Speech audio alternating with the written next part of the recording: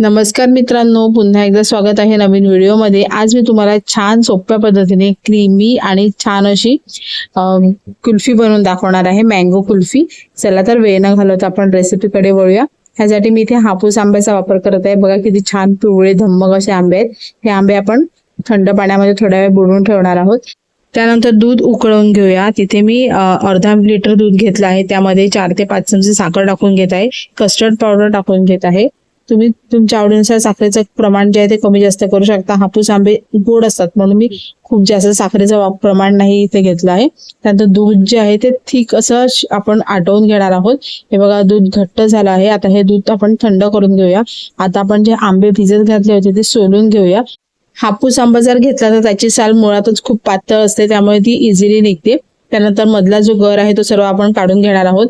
मी इथे ना थोड्या ज्या ह्याच्यातला गर आहे तो छोटा छोटा कापून बाजूला ठेवून देणार आहे आणि दुसरा सगळा गर आहे तो आपण मिक्सीमध्ये वाटून घेणार आहोत। त्यासाठी आता जो आपण गर काढून घेतला आहे सगळा आंब्याचा तो मिक्सीमध्ये टाकून घेणार आहोत। त्यामध्ये आपण काजू टाकून घेणार आहोत। इथे मी 5 ते 6 काजू घेतलेत आणि त्याचप्रमाणे घरच्या दुधाची फ्रेश अशी क्रीम घेतली आहे।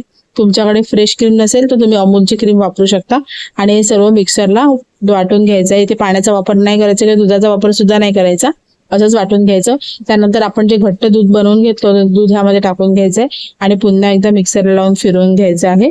पुन्हा मिक्सरला फिरवल्यानंतर सुद्धा छान अशी दाट हे मँगोचं मिक्सर आपलं बनवून तयार होतं। हे बघा तुम्ही बघू शकता छान थिकच आहे।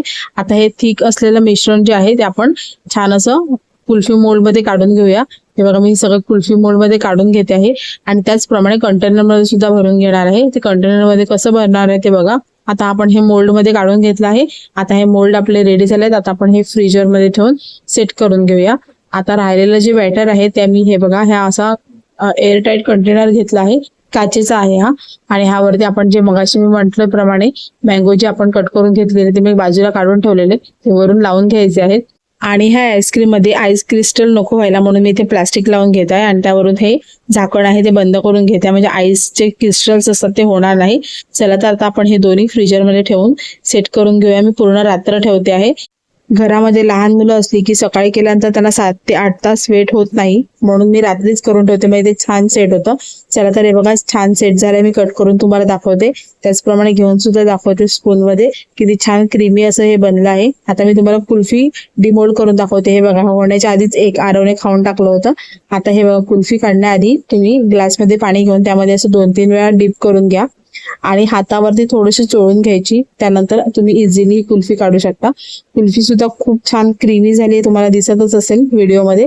नक्की करून बघा आणि अगदी सोपी रेसिपी आहे, पटकन छान आणि झटपट होणारी आहे। रेसिपी कशी वाटली ती कमेंट करून नक्की सांगा।